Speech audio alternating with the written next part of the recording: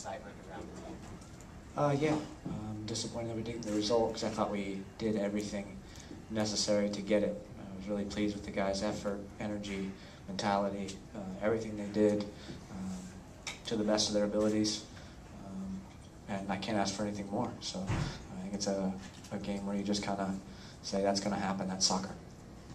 With that in mind, Jason, do you kind of chalk the equalizer up as sort of fluky, or you know what I mean? It seemed like Nick just took a weird bounce on him.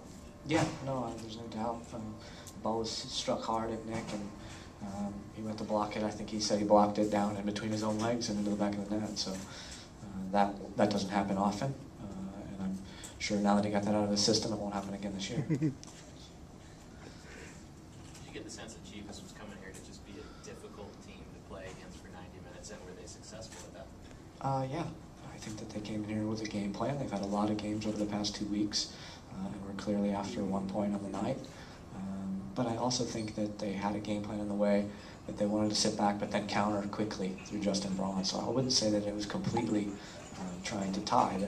All of their offense was going to come through a counterattack. So obviously they walk out here with a draw, and they have to feel very, very pleased with that. Credit to them. How did you assess Kyle in the hour that he was out there? He was good. His energy level was good. He was in the right spots. I think he was a little bit rusty. He lost a few more balls than he typically would, 1 or 2. That's more than he usually does. So, but I'm very, very pleased that he made it through 60 with no problems, and we'll see how he is tomorrow.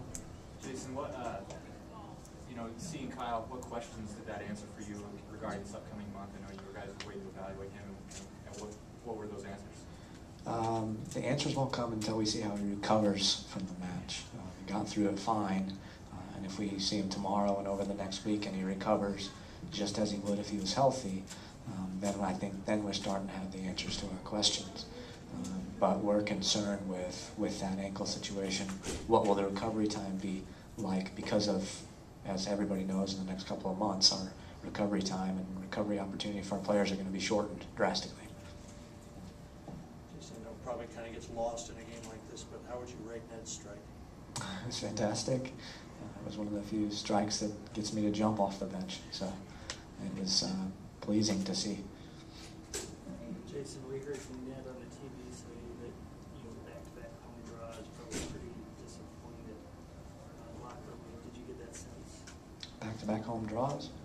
Yeah. I think we won our last home games 5-0? Yes. Yeah. Okay. One before that. It was his That's fair play, because I've made plenty of mistakes like that myself. One time when I was playing, I came at halftime yelling at everybody, "We got this, we got this, we got this, let's hold our lead." And somebody said, "Hey, we're tied." So.